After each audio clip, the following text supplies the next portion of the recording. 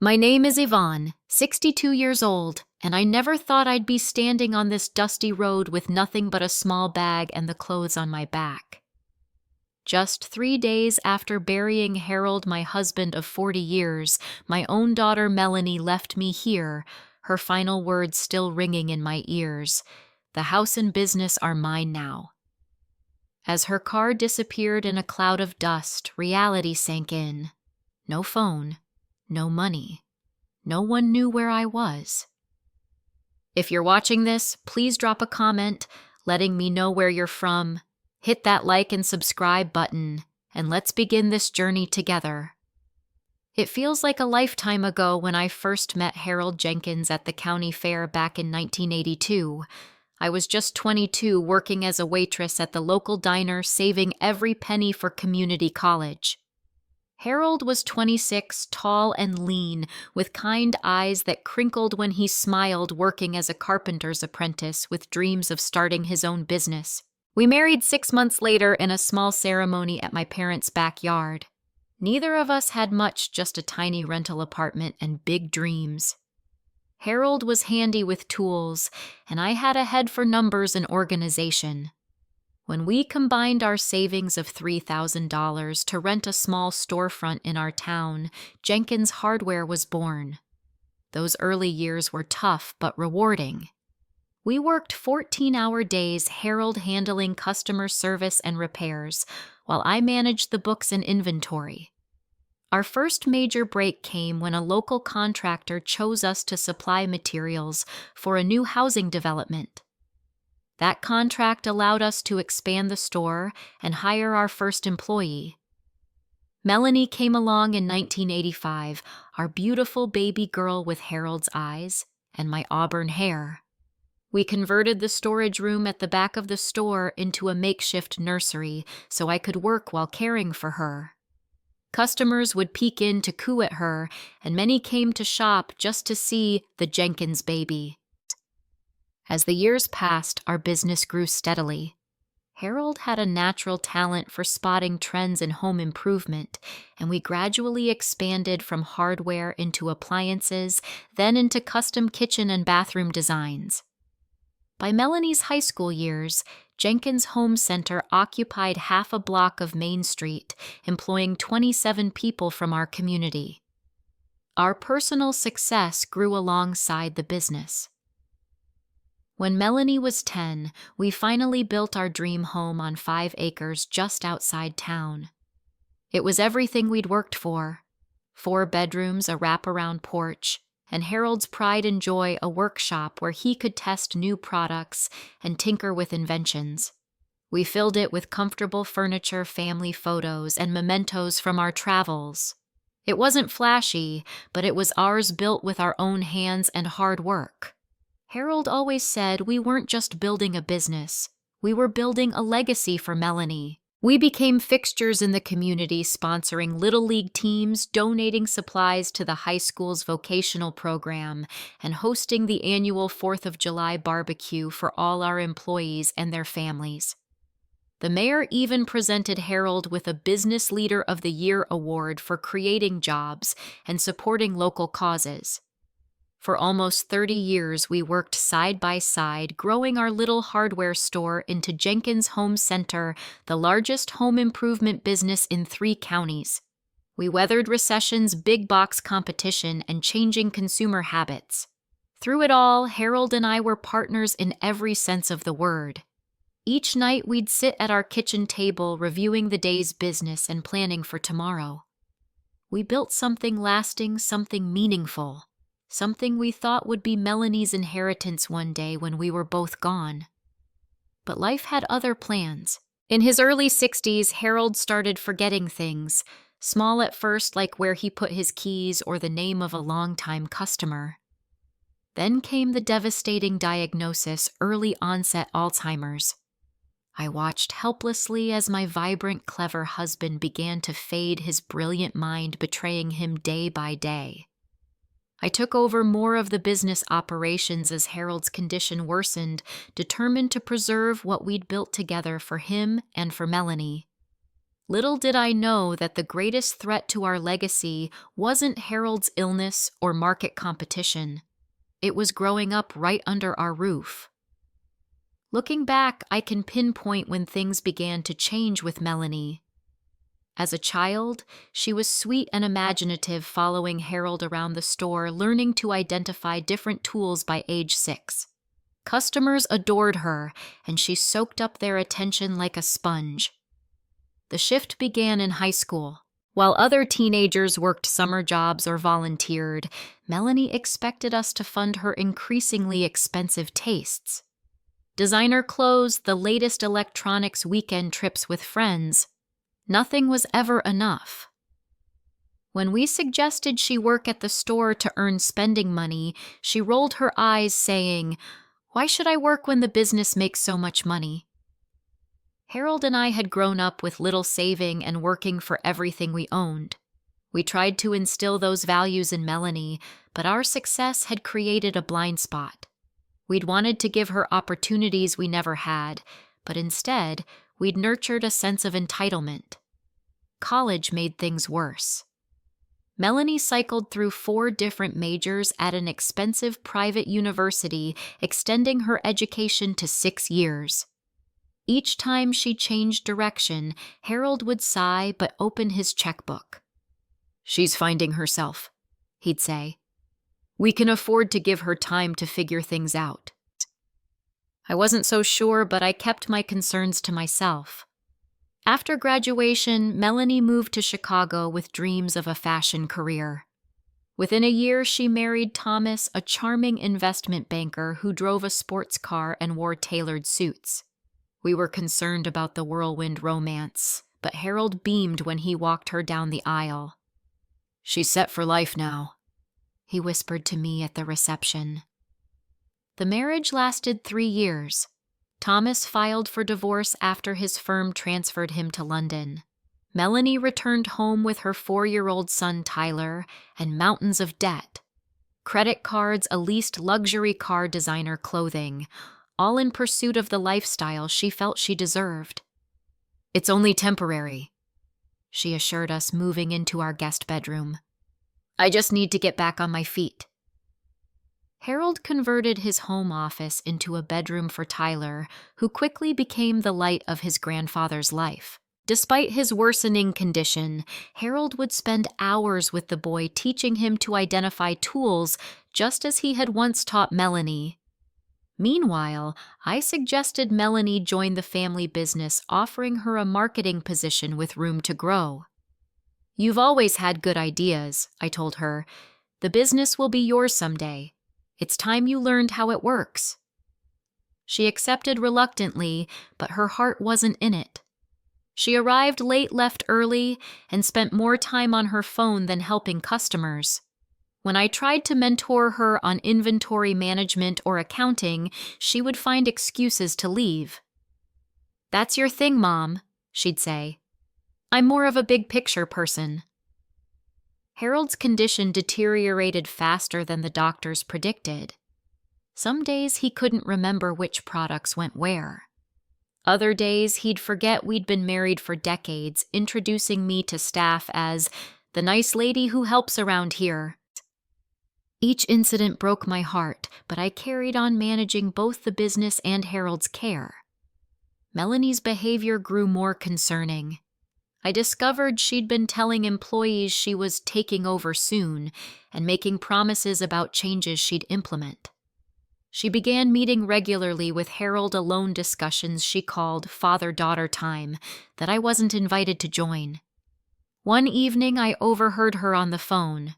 "Once Dad signs the papers, things will change around here. Mom has no idea." When I confronted her, she smiled sweetly. "Just talking about some marketing ideas with a friend. Dad loves my vision for the store's future." I noticed unfamiliar names appearing in our customer files, lawyers and financial advisors I hadn't approved. When I asked our accountant about them, he seemed uncomfortable. "Melanie said Harold authorized those consultations. I assumed you knew." Harold was having more bad days than good ones. He would look at me with confusion, then turn to Melanie for guidance. "Whatever my little girl thinks is best," he'd say when she presented him with documents to sign. I was exhausted from running the business, caring for Harold, and trying to be a grandmother to Tyler. Each night, I fell into bed too tired to investigate what Melanie might be planning. I trusted that whatever happened, Harold would ensure I was taken care of. After 40 years together, building everything as partners, how could it be any other way? I ignored the warning signs, focusing instead on Harold's deteriorating health and the business that still needed daily attention. That was my first mistake. The second was underestimating just how far my own daughter would go to take everything we'd built. The call came at 3:17 a.m. on a Tuesday. Harold had suffered a massive stroke in his sleep. By the time the ambulance arrived at our home, he was already gone. Just like that, my partner of 40 years left this world, not with the long goodbye I'd been preparing for with his Alzheimer's, but suddenly in the night. The next days passed in a blur of grief and arrangements. Melanie took charge of the funeral planning, making decisions without consulting me. "You're too upset, Mom," she'd say, patting my hand. "Let me handle this." In my fog of grief, I let her. The funeral was elaborate, far more extravagant than Harold would have wanted. Hundreds attended, including business associates, competitors who respected him, and community members whose lives he'd touched. I sat in the front row clutching Tyler's small hand, while Melanie delivered a tearful eulogy about her daddy and his legacy. "My father built this business from nothing," she told the gathered mourners. "He always said it would be mine someday to continue what he started." I frowned at that characterization. Harold had always spoken of the business as our creation, something we built together that would support both of us in our old age before passing to Melanie. But I remained silent, unwilling to create a scene at my husband's funeral. Later that week, Melanie informed me we needed to meet with Harold's lawyer, Edwin Pierce. I'd met Edwin a few times over the years, but was surprised when Melanie referred to him as our family attorney.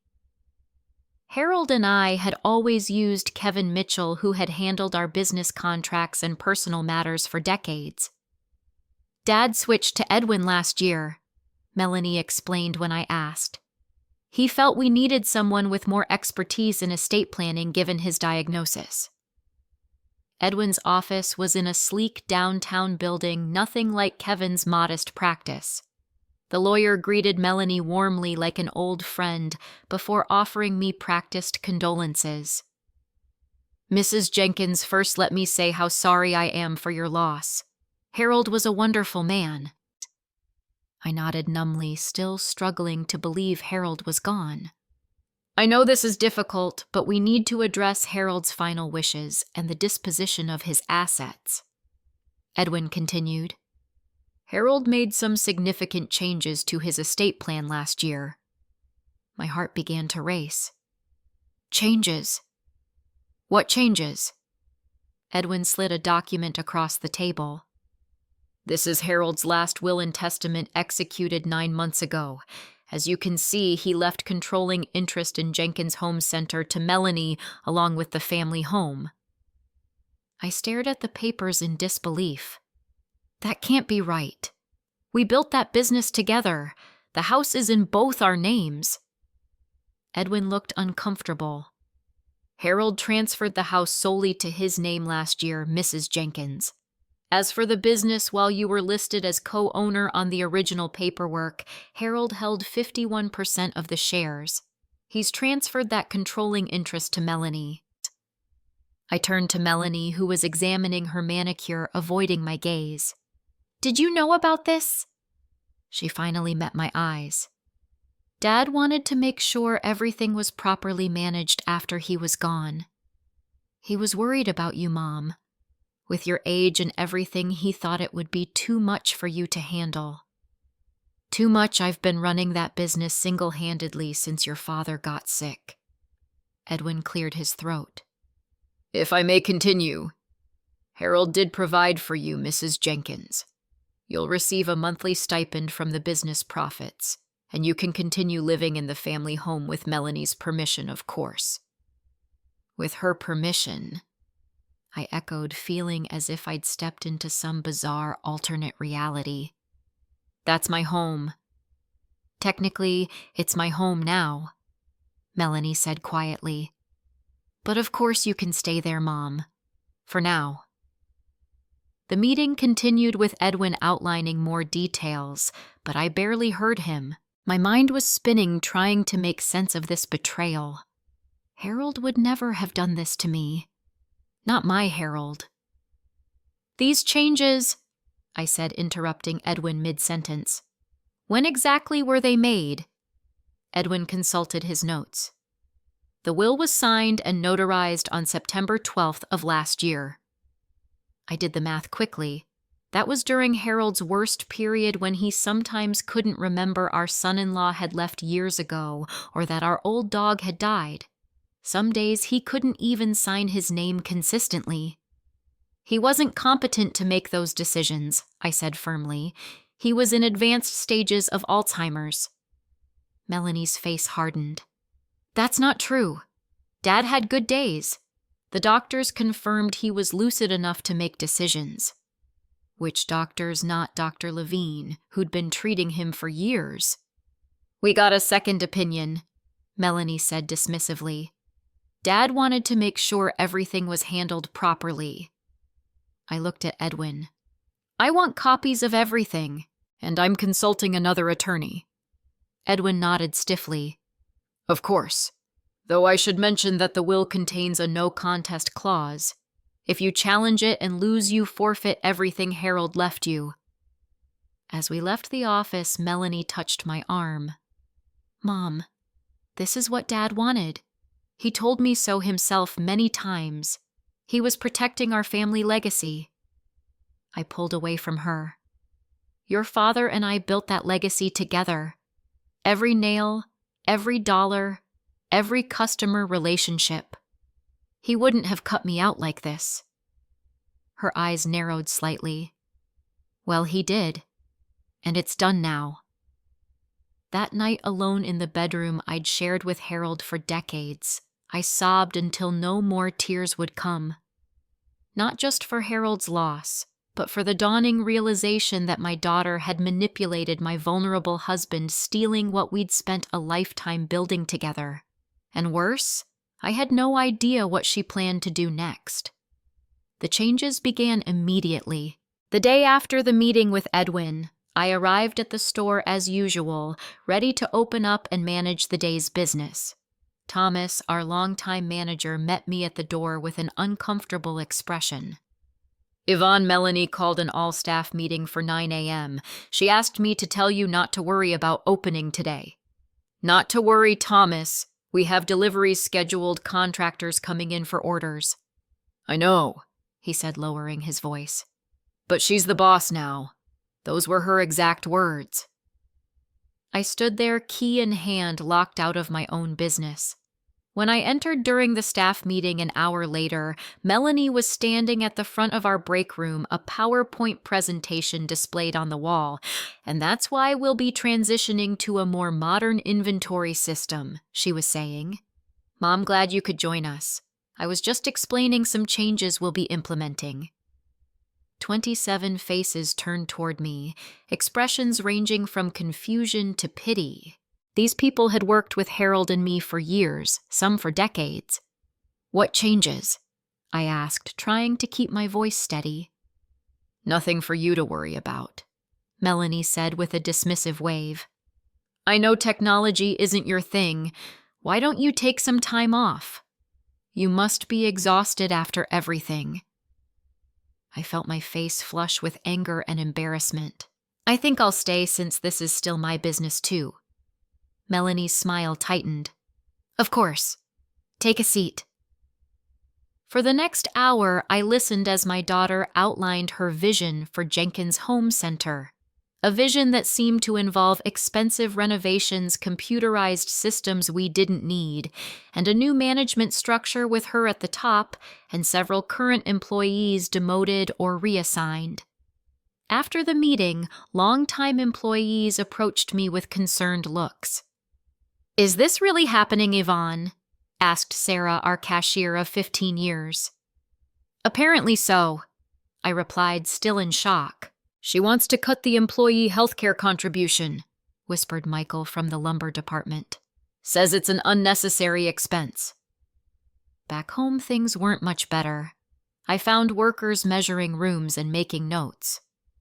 "What's going on?" I asked a young man with a clipboard. "Planning the renovation," he replied. "Ms. Jenkins wants updated concept drawings by next week." "Which Ms. Jenkins?" "Your daughter, ma'am. She hired our firm yesterday." I found Melanie in Harold's study going through his desk drawers. "You're renovating our home without discussing it with me." She didn't look up. "It's my house now, Mom, and it needs updating. The decor is so dated." "We chose everything together, your father and I." "Exactly. It's all old-fashioned. Don't worry, I'm keeping your bedroom the same. For now." I sank into Harold's leather chair. "Melanie, what's happening? Why are you doing this?" Finally, she looked at me. "I'm claiming what's rightfully mine. Dad always intended for me to take over, but you kept pushing him to keep working, keep making all the decisions." "That's not true. Your father loved that business. I never pushed him to do anything." "Whatever. The point is, things are changing now. My house, my business, my rules. Where am I supposed to fit into this new arrangement?" Melanie's expression softened slightly. "You're still my mother. You can live here, help with Tyler when I need it. Consider it retirement. Isn't that what people your age want? I'm 62, not 90, and I've worked my entire adult life. I'm not ready to be put out to pasture." "Well, that's not my problem." Her tone turned cold again. "The lawyer says I have to provide for you, and I am, but I don't have to let you interfere with my plans." Over the next 2 weeks, I became increasingly uncomfortable in my own home. Melanie moved into the master bedroom, relegating me to the guest room. She discarded furniture Harold and I had chosen together, replacing our comfortable, well-worn pieces with modern, impractical items. Family photos disappeared from walls, replaced by abstract art. At the store, my key card no longer worked for the management offices. When I asked the new receptionist, a young woman I'd never seen before, for access, she looked embarrassed. "I'm sorry, Mrs. Jenkins, but Ms. Jenkins said you're not authorized for those areas anymore."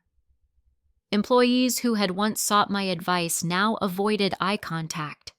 Twice I overheard conversations stop abruptly when I approached.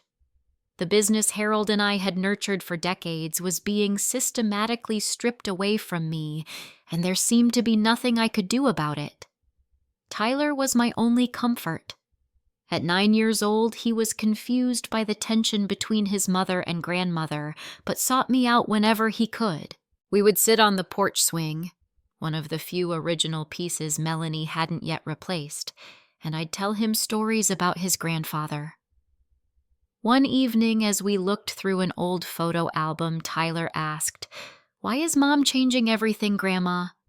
"She wants to make things her own, I suppose."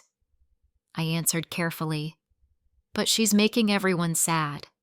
The people at the store don't smile anymore." Out of the mouths of babes. The store had always been a happy place with employees who felt like family. Now it was becoming cold and corporate under Melanie's leadership. That night, Melanie cornered me in the kitchen. "I need you to stop talking to Tyler about how things used to be. You're confusing him." He asked me a question and I answered honestly. "Well, don't. And I've been thinking, it's not working having you here. You're undermining me with the staff, with Tyler constantly comparing everything to how it was before." My heart raced. What are you saying? I'm saying it's time for you to find your own place, something smaller, easier to manage. You want me to leave my home where Harold and I built our life together? It's not your home anymore. It's mine. And yes, I want you to leave. The finality in her voice told me everything I needed to know. My own daughter, whom I had carried, birthed, raised, and loved, was evicting me from my home of 30 years. As I climbed the stairs to my room that night, I heard Melanie on the phone. It's almost done. Just one more thing to take care of, and then everything will be exactly as we planned. I didn't sleep that night wondering what one more thing could possibly be after she had already taken everything.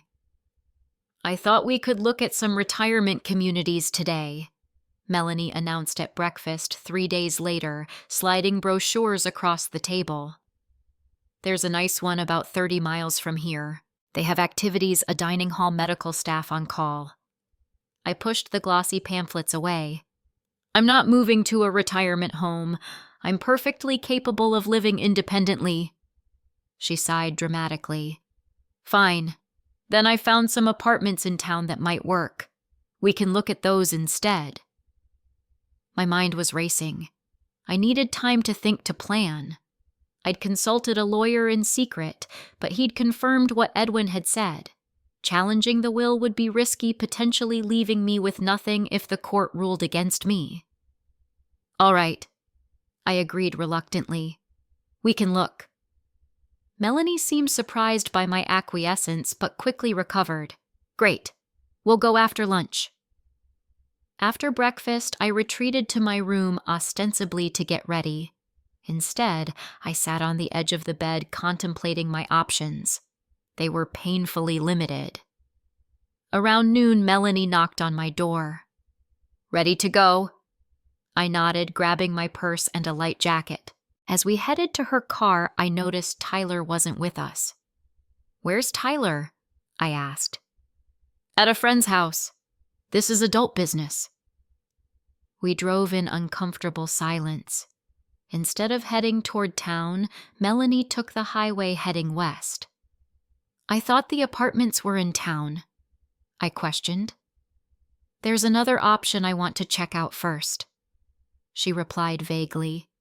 The landscape changed as we drove urban sprawl, giving way to farmland, then to more rugged terrain. After about an hour, Melanie turned onto a county road, then a gravel lane that wound through stands of oak and maple trees. Melanie, where are we going? She didn't answer, her knuckles white on the steering wheel. The gravel road narrowed, becoming little more than a dirt path. Finally, Melanie pulled over at what appeared to be a random spot along the roadside. Nothing was visible except trees, overgrown fields, and a dilapidated barn in the distance. What is this place? I asked, growing increasingly uneasy. Melanie turned off the engine and turned to face me. This is where you get off. What? Get out of the car, Mom. I laughed nervously. Don't be ridiculous. We're in the middle of nowhere. Her expression remained cold, determined. The house and business are mine now. I don't need you hanging around questioning my decisions, making the staff and Tyler feel conflicted. You're in the way. A chill ran through me. Melanie, you can't be serious. I've never been more serious. Get out. No, I said firmly, trying to hide my rising panic. Take me back home right now. In one swift movement, Melanie reached across me, opened the passenger door, and gave me a hard shove. I tumbled out, barely catching myself before my face hit the dirt. She tossed my purse after me, followed by a small duffel bag I hadn't noticed in the back seat. I packed some clothes for you. There's a town about 5 miles that way, she said, pointing down the road. Someone there might help you, or not. Melanie. I scrambled to my feet, but she was already closing the door, starting the engine. You always thought you were so smart, so in control, she called through the window. But you never saw this coming, did you? Now everything is mine, just like it should have been all along. Please, I begged, clutching the car door. Don't do this. I'm your mother. Her eyes so like Harold's in color, but lacking any of his warmth, met mine. No phone. No money. No one knows where you are. She smiled coldly. Goodbye, Mom. She slammed the car into reverse, forcing me to jump back as she executed a quick 3-point turn. I stood in the middle of the road, dust billowing around me, watching my daughter drive away without a backward glance. The silence after her car disappeared was absolute. No traffic sounds, no human voices, just the rustle of leaves and distant bird calls. I sank to my knees in the dirt, clutching my purse and the duffel bag, the full horror of my situation washing over me. My daughter had just abandoned me on a deserted road, miles from anywhere, with only the clothes on my back, and whatever she'd deemed fit to pack in that small bag. As the dust settled around me, a strange calm descended. Through my shock and grief, one thought surfaced clearly. Melanie had no idea what I'd done. No idea at all. And that would be her undoing. When Harold's Alzheimer's diagnosis came 3 years ago, we both knew what it meant. Not just the eventual loss of the man I loved, but potential vulnerability for everything we'd built together. One evening after a particularly bad day when he'd forgotten our business's name, Harold had a moment of clarity. Yvonne, he'd said, taking my hands in his, we need to protect you. I don't trust what's happening to my mind. The next day we met with Kevin Mitchell, our longtime attorney, not Edwin Pierce, who Melanie later introduced as our family lawyer. Kevin helped us create a comprehensive contingency plan. While Harold still had his faculties, we established a series of safeguards that Melanie knew nothing about. First was the insurance policy. Not the standard life insurance that Melanie was aware of, but a special policy that would pay out directly to me, bypassing the estate entirely. Harold had insisted on a substantial amount, enough to support me comfortably for the rest of my life. The paperwork was sent to my sister's address in Arizona, not our home, to ensure it wouldn't be accidentally discarded. Second was the offshore account. It sounded so cloak and dagger at the time that I'd laughed, but Harold had insisted. If something happens to me and things aren't as they should be, you'll need resources that can't be traced or accessed by anyone else. We transferred a significant portion of our personal savings to an account in the Cayman Islands, accessible only to me through specific protocols. Third was the documentation. As Harold's condition worsened, I began keeping detailed records. Medical reports confirming his diminished capacity, audio recordings of his confused states, and a journal documenting the progression of his illness. Kevin kept copies in his office safe, evidence that Harold was not competent to make major financial or legal decisions during the period when Melanie had him change his will. Fourth was the business documentation. Years of bookkeeping gave me intimate knowledge of every aspect of Jenkins Home Center: vendor contracts, customer agreements, employee records, tax filings. I created digital and physical backups of everything, storing them in a safety deposit box at First National Bank under my maiden name. Finally, there were the connections. While Harold had been the public face of our business, I had cultivated relationships with suppliers, contractors, and financial institutions. Many of these connections had become personal friendships over decades. People like James Whitaker, president of First National Bank, who had given us our first business loan 40 years ago. Or Susan Chen, our largest supplier, who had dinner at our home monthly for over 20 years. As I sat in the dirt on that abandoned road, these preparations weren't just comforting thoughts. They were my roadmap to justice. Rising to my feet, I brushed the dust from my clothes and opened the duffel bag Melanie had tossed at me. Inside were a few old clothes, a toothbrush, and a pair of worn sneakers. No phone, no wallet, not even a comb. She had clearly packed it to humiliate me, not to help. My purse thankfully still contained my wallet with my driver's license and library card, though Melanie had removed my credit cards and all but $5 in cash. But she'd missed something crucial: the small leather case holding my reading glasses, which also contained a hidden compartment where I kept a backup ATM card for an account Melanie knew nothing about. The walk to town was long and arduous under the hot sun, but with each step my resolve strengthened. Melanie thought she'd left me helpless, but she didn't know what resources I had at my disposal. She didn't know about Kevin Mitchell's careful preparation or the network of business associates ready to help me. Most importantly, she didn't know that I had anticipated something like this might happen, even if I'd never imagined my own daughter would be cruel enough to abandon me on a deserted road. The small town Melanie had mentioned came into view as the sun was beginning to set, a cluster of buildings that had seen better days. The main street featured a gas station, a diner, a small grocery store, and what appeared to be a motel at the far end. My first stop was the gas station, where a bell jingled as I pushed open the door. The young woman behind the counter looked up from her magazine, her expression changing from boredom to concern as she took in my disheveled appearance. "Ma'am, are you all right?" I forced a smile. "I've had better days. Is there an ATM here by any chance?" She pointed to a machine in the corner. "Right over there. Can I get you some water or something? You look like you've been through it." "Water would be wonderful, thank you." While she fetched a bottle from the cooler, I approached the ATM with nervous anticipation. Would the card still work after all this time? I inserted it carefully and punched in the PIN, Harold's birth year and month, something I could never forget.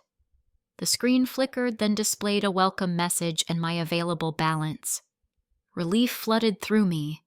The emergency fund Harold and I had set up was still there, untouched and accessible. I withdrew the maximum daily amount, then returned to the counter where the young woman, Lisa according to her name tag, was waiting with concern. "Is there a hotel in town?" I asked, taking the water she offered. "The Pineview Motel down at the end of the street. It's nothing fancy, but it's clean." She hesitated. "Ma'am, are you in some kind of trouble? We've got a sheriff's office next town over if you need help." I considered my options. Official help might be needed eventually, but first I needed to gather my resources and formulate a plan. "Just a family disagreement that got out of hand," I said. "I'll be fine after a good night's rest. Is there a place I could buy some clean clothes and maybe a prepaid phone?" Lisa directed me to the small grocery store, which apparently carried a bit of everything. Before I left, she wrote her number on a scrap of paper. "Call if you need anything. My uncle runs the motel, so I can vouch for you if there's any problem." Her kindness brought tears to my eyes. "Thank you, Lisa. You have no idea what that means right now." At the grocery store, I found basic necessities: a change of clothes, toiletries, a prepaid phone, and some food items. The elderly proprietor watched me with curious eyes, but asked no questions as he rang up my purchases. By nightfall, I was settled in a modest but clean room at the Pineview Motel. After a shower and change of clothes, I sat on the bed with my new prepaid phone and began the process of reclaiming my life. My first call was to Kevin Mitchell. Despite the late hour, he answered on the third ring. "Yvonne." "Is that you? Where are you?" "I've been trying to reach you for days." I explained what had happened as concisely as I could, from the will reading to being abandoned on the rural road. "My God," he breathed when I finished. "That's criminal. We need to get you back home immediately and file charges against Melanie." "Not yet," I said firmly. "First, I need to access the documentation we prepared, everything in the safety deposit box. Can you meet me tomorrow?" "Of course. Tell me where you are and I'll come get you first thing in the morning." The next morning, Kevin arrived as promised, his familiar station wagon kicking up dust as it pulled into the motel parking lot. He embraced me tightly when I came out to meet him, his face a mixture of relief and anger on my behalf. "I've got your emergency kit from my office," he said, patting his briefcase. "And I've already put calls into several contacts who can help us." On the drive back to the city, we formulated our plan. It wasn't just about reclaiming what was rightfully mine. It was about exposing what Melanie had done and ensuring she faced consequences for her actions. "She's been making changes at the business," Kevin informed me, "firing longtime employees, canceling vendor contracts. Thomas called me yesterday worried about what was happening." "She's dismantling everything we built," I murmured, gazing out the window at the passing landscape. "Not for long," Kevin assured me. "Not for long." As we drove, I thought about Tyler, my innocent grandson caught in the middle of his mother's schemes. Whatever happened next, I would make sure he was protected. Harold would have wanted that above all else. The road ahead would be difficult, filled with legal battles and painful confrontations. But as the familiar skyline of our city came into view, I felt a surge of determination. Melanie had underestimated me, assumed I would be helpless without her. She was about to discover just how wrong she was. 1 month after being abandoned on that dusty road, I stood at the entrance of Jenkins Home Center, keys in hand. Not the old keys that Melanie had rendered useless, but new ones cut by order of the county judge, who had granted me an emergency injunction after reviewing the evidence of Harold's incapacity and Melanie's manipulation. Kevin stood beside me, along with Sheriff Davis, who was there to ensure the court order was enforced without incident. Behind us waited Thomas and 5 other longtime employees who had been unjustly fired during Melanie's brief reign. "Ready?" Kevin asked gently. I nodded, inserted the key, and pushed open the doors to the business I had helped build from nothing. The lobby had been redesigned in Melanie's modernist style.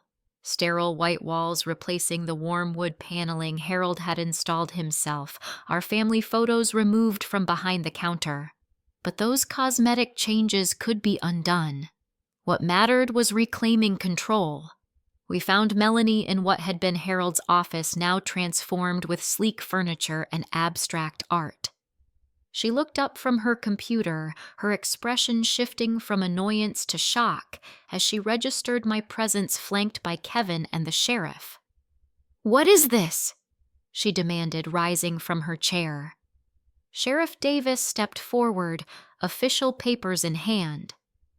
"Ms. Jenkins, I'm here to serve you with a court order temporarily restoring control of this business to your mother pending a full hearing. You are required to vacate these premises immediately." Melanie's face flushed with anger. "This is ridiculous. I own this business. My father left it to me."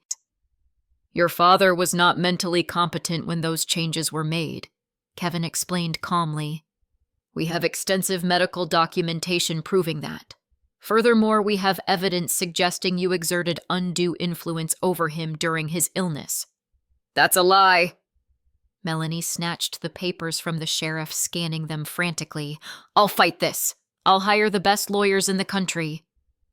"With what money?" I asked quietly. "The business accounts have been frozen by court order. The funds you've been transferring to your personal accounts have been flagged for investigation. Even the house is currently under legal dispute." Her eyes widened. "What have you done?"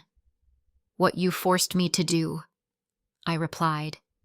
"When you left me on that road, you thought I was helpless. but your father and I prepared for the possibility that someone might try to take advantage of his condition. We just never imagined that someone would be you." Sheriff Davis stepped closer. "Ms. Jenkins, I need you to gather your personal belongings and come with me. There are additional matters we need to discuss at the station." "What matters?" Melanie's voice had lost its commanding tone, replaced by uncertainty. "Potential charges of elder abuse fraud and financial exploitation," he replied evenly.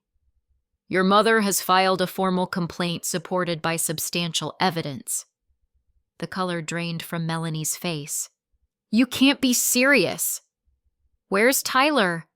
I asked, suddenly concerned about my grandson. "At school," she muttered, slumping back into the chair. I turned to Thomas. "Could you please call the school? Let them know I'll be picking Tyler up today. He'll be staying with me for now." As Thomas nodded and stepped out to make the call, Melanie looked up at me, tears forming in her eyes. "You'd take my son from me?" "No," I said firmly. "Unlike you, I don't believe in tearing families apart. But while these legal matters are resolved, Tyler needs stability and care. The judge agreed that temporarily placing him with me is in his best interest, especially given the possibility you may be facing criminal charges." For the first time, I saw fear in my daughter's eyes. Not anger or entitlement, but genuine fear as the consequences of her actions became real. "Mom," she said, her voice small, "I didn't mean for it to go this far. I just wanted what Dad promised me."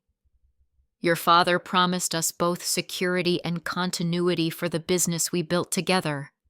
He never intended for you to cast me aside or dismantle everything we worked for." Sheriff Davis gently interrupted. "We need to go now, Ms. Jenkins." As Melanie gathered her purse and jacket, she paused at the door. "What's going to happen to me?" I met her gaze steadily. "That depends on the courts and on you. But know this. Despite everything you've done, you're still my daughter. I'm disappointed and hurt beyond words, but I don't hate you. I want justice, not vengeance." After they left, Kevin squeezed my shoulder supportively. "You did well, Yvonne. Harold would be proud." I looked around the office, already planning how to restore it to the warm, welcoming space it had once been. This is just the beginning. We have a lot of work to do. Over the following weeks, the full extent of Melanie's actions came to light. Financial audits revealed she had been siphoning money from the business even before Harold's death, preparing for her takeover. The new will had indeed been executed when Harold was experiencing severe cognitive decline, as confirmed by his medical records and witness testimony from his doctors. The court ultimately ruled the will invalid due to Harold's incapacity and the undue influence Melanie had exerted. Control of the business and home reverted to me as originally established in our previous estate plans. Melanie faced both civil penalties and criminal charges for financial exploitation and elder abuse. As for Tyler, he remained with me while Melanie dealt with the legal consequences of her actions. The bright, sensitive boy had been confused and frightened by his mother's behavior, and it took time to help him understand what had happened. "Grandma," he asked one evening as we sat on the restored porch swing, "will Mom go to jail?" I chose my words carefully. "The judge decided that instead of jail, your mom needs to make amends in other ways. She'll be doing community service, particularly working with elderly people, and she has to take special classes about respecting others' rights." "Is she still my mom?" "Of course she is, sweetheart, and she loves you very much. She just made some very bad choices because she was confused about what was important in life." 6 months after that terrible day on the rural road, I invited Melanie to dinner at the house, our family home now legally restored to my name. She arrived looking different, humbler, less polished, the entitled demeanor replaced by cautious contrition. Tyler ran to her with open arms, and for a moment as I watched them embrace, I saw a flicker of the daughter I had raised, the child who had once looked at the world with joy rather than calculation. Over dinner, Melanie spoke softly about her court-mandated therapy, the community service working with Alzheimer's patients, and the harsh lessons she had learned. "I don't expect forgiveness," she said, as we sat with coffee afterward, Tyler already in bed. "What I did was unforgivable." "Nothing is unforgivable between mother and child," I replied. "But forgiveness doesn't mean forgetting or allowing harmful patterns to continue. Trust has to be rebuilt day by day." "Do you think we can ever have a relationship again?" she asked, vulnerability evident in her voice. I considered this carefully. "A different one, perhaps. One based on honesty and mutual respect, not manipulation and entitlement. It will take time, Melanie, and effort from both of us." As she prepared to leave, I handed her a file folder. "What's this?" she asked. "A proposal. Once your community service is complete, if you're interested, there may be a place for you at Jenkins Home Center. Not as owner or manager, but starting from the ground up, learning the business the way your father and I did, through hard work and earning trust." Tears filled her eyes. "After everything I did, you'd still give me a chance." "Family is complicated," I said simply. "We hurt each other in terrible ways sometimes, but we also have the capacity to heal, to learn, to grow. Your father always believed in second chances." Standing on the porch watching her drive away, properly this time not abandoning me on a roadside, I felt a complex mixture of emotions lingering, hurt, cautious hope, and a deep appreciation for the safeguards Harold and I had put in place. The painful episode had taught me valuable lessons about vigilance, about the importance of legal protections, and about the darker sides of human nature that can emerge when power and money are at stake, even within families. But it had also shown me the strength I possessed, strength my husband had always seen in me, even when I doubted myself. The strength to stand alone on a dusty road with nothing but determination and find my way back to justice.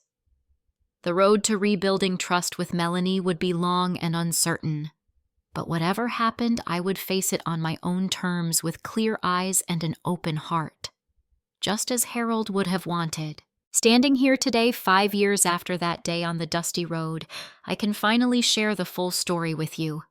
Jenkins Home Center is thriving again under my leadership with a succession plan that includes Tyler, now 14, who spends weekends learning the business from the ground up, just as his grandfather did. Melanie completed her community service and legal obligations. True to her word, she started at the bottom of our company, working first in the warehouse, then in customer service. Each position earned through merit, not entitlement. Our relationship remains a work in progress, some days better than others, but founded now on truth rather than manipulation. The offshore account that saved me, I've transformed it into a foundation supporting families affected by Alzheimer's and elder abuse. The insurance money Harold secretly arranged, it funds scholarships for young entrepreneurs in our community who demonstrate not just business acumen, but ethical character. Looking back, I realize that when Melanie left me on that road, she unwittingly gave me a gift, the opportunity to discover my own resilience.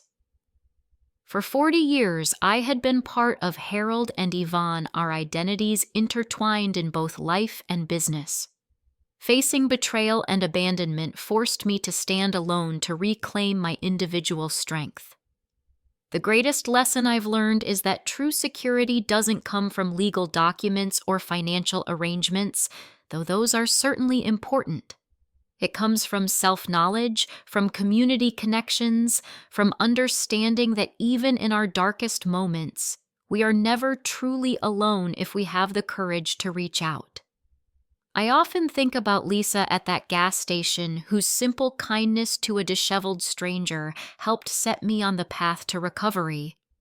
About Kevin Mitchell, whose foresight and loyalty proved invaluable. About Thomas and the other employees who stood by me when it would have been easier to accept Melanie's new regime. These connections, these human bonds of decency and mutual respect, are the true inheritance worth protecting. Harold understood this. It took losing almost everything for me to fully appreciate its value. If you've stayed with me through this story, perhaps you're facing your own challenges with family inheritance or betrayal. If so, I hope my experience offers some guidance. Document everything. Trust your instincts. Create contingency plans. But most importantly, build a network of genuine relationships that can sustain you when everything else falls away. I'd love to hear your thoughts or similar experiences in the comments below. If this story helped you in any way, please like and subscribe to support this channel and share it with someone who might benefit from these hard-won lessons. Thank you for joining me on this journey from that dusty road to the life I've rebuilt. Stronger, wiser, and more grateful than ever before.